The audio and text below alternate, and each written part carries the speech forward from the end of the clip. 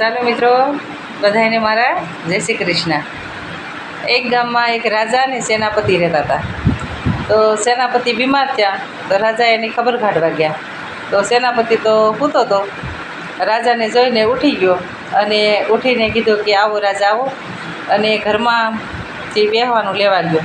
તો સેનાપતિ ઘરમાં કાંઈ એની હાટું બેહવાનું લેવા ગયો એટલી વારમાં રાજાએ ચારે ખાટલાને પાયે કાગળ મેલી દીધા. અને સેનાપતિએ કીધું કે બેસો રાજા, ઘરમાંથી લાવ્યો બેસવાનું તે બેસો. એ કે હા હું તો બેસી, પણ સેનાપતિને કે તું આરામ કરી કે. તો સેનાપતિ આરામ કર્યો કે કેમ છે હવે તને? તો કે રાજા આમ તો મને બધું ઠીક જ છે, પણ મને એવું લાગે છે કે આભ એક કાગળવા ઉપર વહી ગયો છે અને આ ધરતી એક કાગળવા નીચે વહી ગઈ છે. સેનાપતિએ કીધું કે અરે તારી ભલી થાય, આને તો ખબર પડી ગઈ લાગે છે. સારું કે તો સારો થઈ જાય એટલે તરત તું રાજમાં વી આવજે. એમ કરીને સેનાપતિ રાજા તો એની ઘેરે ગયા. તો રાજાની રાણીએ કીધું કે સેનાપતિ તો બીમાર છે અને કે દિવસે સારો થાય, પણ મારા ભાઈને કહો, મારા ભાઈને તમે સેનાપતિ બનાવી ગયો. તો એ તો રાણીનો યાદ જ હતો. તો રાજાએ કીધું કે કાંઈ વાંધો નહીં, તારા ભાઈને હું સેનાપતિ બનાવી દઉં. તે સવારમાં રાણીના ભાઈને સેનાપતિ બનાવી દીધા અને કાગળને બોલપેન લઈને એને કીધું કે હા સુધીમાં તું 1 લાખ રૂપિયા ભેળા કરી આવજે કે. તો એ તો ગયો ગામમાં, આખા ગામમાં રખડીને આવ્યો, પણ 1 રૂપિયો મળ્યો નહીં. અને આવીને રાજાને કીધું કે રાજા આવું તો કાંઈ કામ હોપાતું છે, કોઈએ 1 રૂપિયો પણ આપ્યો નહીં. કાંઈ વાંધો નહીં કે જાઓ. એ કે મારા જૂના સેનાપતિ છે ને એને બોલાવતા આવો. સેનાપતિને કીધું કે હાલો તમને રાજા બોલાવે છે. તો સેનાપતિ તો આવ્યો અને કે સેનાપતિ હાલે આ બોલપેન અને સોંપડી લઈને તું જા, મારે સાંજ સુધીમાં 1 લાખ રૂપિયા જોઈએ છે. કાંઈ વાંધો નહીં રાજા.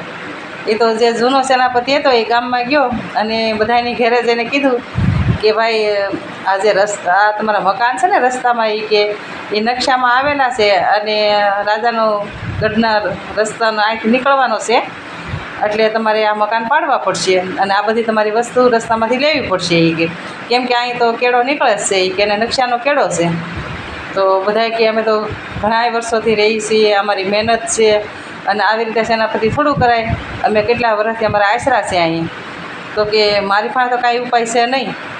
તો બીજા બધાએ ભેળા થઈને એમ કીધું કે થોડા થોડા અમે તમને પૈસા આપી દઈએ અને તમે રાજાને જઈને બતાવી દો. રાજાને ક્યાં ખબર છે કે આ નકશાનો કેળો અહીંયા છે કે નહીં? એને કહો કે આ જગ્યા પરથી કેળો છે ને અમારા મકાન પણ બસી જાય અને તમને પૈસા પણ મળી જાય. સેનાપતિ કે કાંઈ વાંધો નહીં. તો એને તો 1 લાખ રૂપિયા કીધા હતા, તો માણસોએ બધા થઈને 1.5 લાખ રૂપિયા ભેળા કરી દીધા. અને સવારમાં 10 વાગે ગયો તો 12 વાગે તો આવી ગયો. અને રાજાને આવીને કીધું કે આલ્યો રાજા આ પૈસા.